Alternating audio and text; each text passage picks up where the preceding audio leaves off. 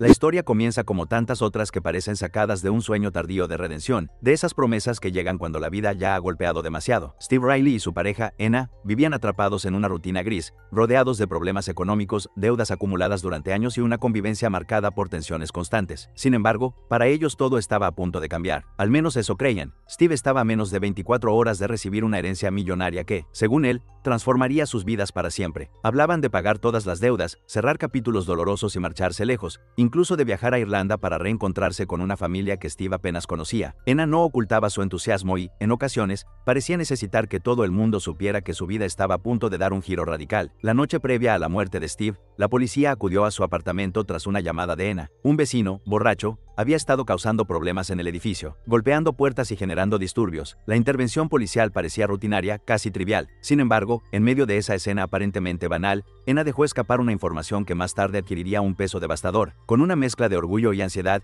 explicó a los agentes que al día siguiente Steve recibiría una herencia enorme, que su abogado llegaría a las 2 de la tarde para firmar los papeles y que, por fin, podrían pagar todas las cuentas y marcharse de allí. No parecía preocupada por la discreción, al contrario, hablaba como si necesitara presumir de la fortuna que estaba a punto de tocarles. Lo que los agentes no sabían entonces es que esa herencia, de la que Enna hablaba con tanta ligereza, llevaba años orbitando la vida de Steve como una promesa casi mística. Todo había comenzado en 2016, cuando Steve recibió una llamada inesperada de un hombre que decía ser Marcus Riley, un tío lejano desde Irlanda. Aquel hombre afirmaba haberlo estado buscando durante años y le explicó que, tras su muerte, Steve sería beneficiario de una herencia considerable. En ese momento, la cifra rondaba los $17 millones, una cantidad suficiente para borrar de un plumazo todos los problemas de Steve. Con el paso del tiempo, y tras nuevas comunicaciones de supuestos abogados británicos, la cifra fue creciendo hasta superar los 30 millones, incluso llegando a hablarse de 37 millones gracias a inversiones exitosas y propiedades vendidas. Esa expectativa se convirtió en el eje central de la vida de Steve. Aguantó trabajos precarios, relaciones desgastadas y una existencia casi estancada,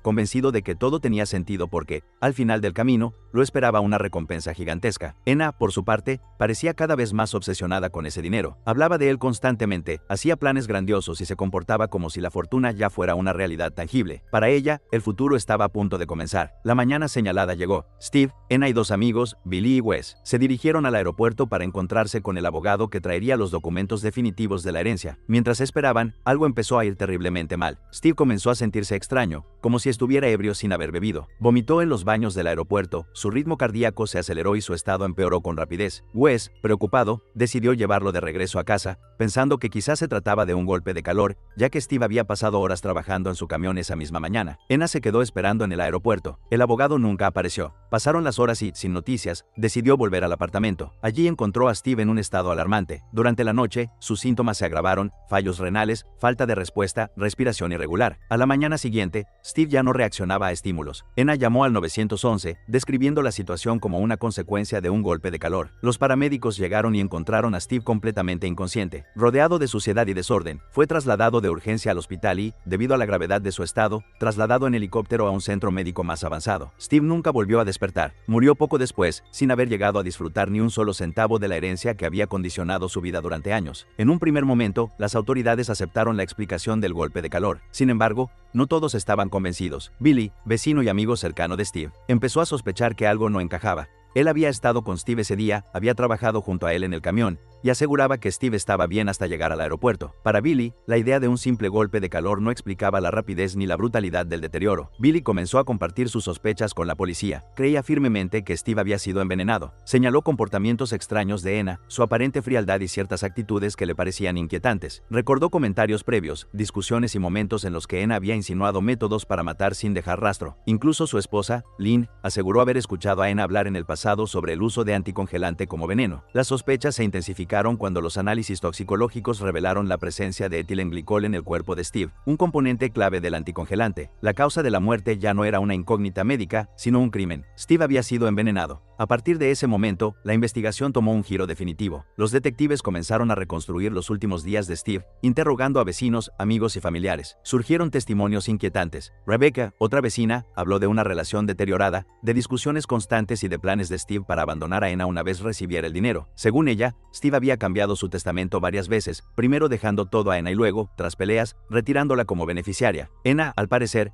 había descubierto esos cambios y se mostraba desesperada por recuperar el control de la herencia. El testimonio más devastador llegó de Ryan, el hijo de Steve. Confirmó que su padre hablaba a menudo de irse, de empezar de nuevo sin Enna, y que desconfiaba profundamente de ella. También reveló que Enna hablaba de venenos y que no ocultaba su hostilidad hacia cualquiera que pudiera interponerse entre ella y el dinero. Pero el golpe final fue aún más cruel. Los detectives descubrieron que la herencia, esa promesa que había mantenido vivo a Steve durante años, era casi con total seguridad una estafa. Los correos electrónicos provenían de direcciones falsas, los supuestos abogados nunca se presentaban y los documentos mostraban inconsistencias evidentes. Todo indicaba que Steve había sido víctima de un fraude elaborado y que esa ilusión de riqueza fue el motor que desencadenó su propia muerte. Cuando Enna fue interrogada, su relato estuvo plagado de contradicciones. Cambiaba horarios, mentía sobre el consumo de alcohol de Steve, a pesar de que las pruebas demostraban que no había alcohol en su sistema, y desviaba constantemente la conversación hacia la herencia. Su lenguaje corporal, sus evasivas y su tendencia a culpar a otros no pasaron desapercibidos. Finalmente, al verse acorralada por las inconsistencias y las pruebas, pidió un abogado. Para los investigadores, fue el punto de quiebre. Enna sabía que ya no podía sostener su versión. Un registro del apartamento terminó de sellar su destino. La policía encontró una botella de limpiador sin tapa con un líquido verde brillante, identificado como anticongelante, y una botella de cerveza Coors Light que también contenía esa sustancia. El anticongelante, de sabor dulce,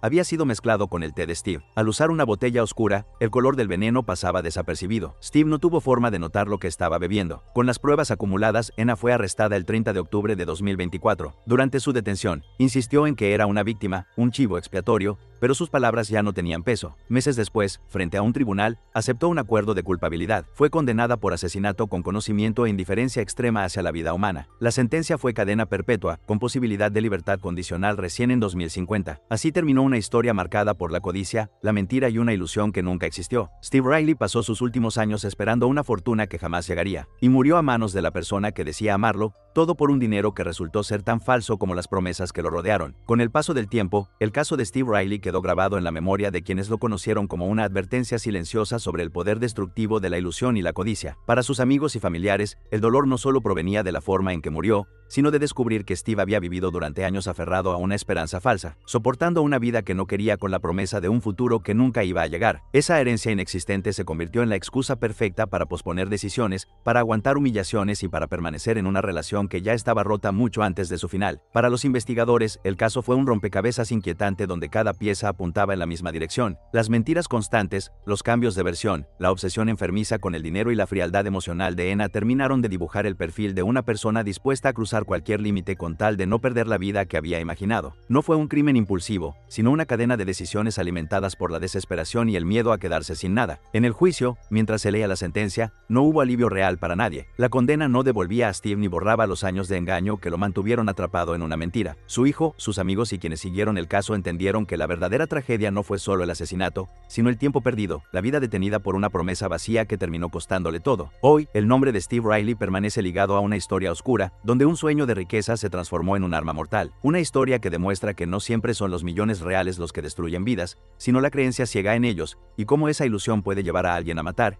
y a otro a morir, por algo que nunca existió.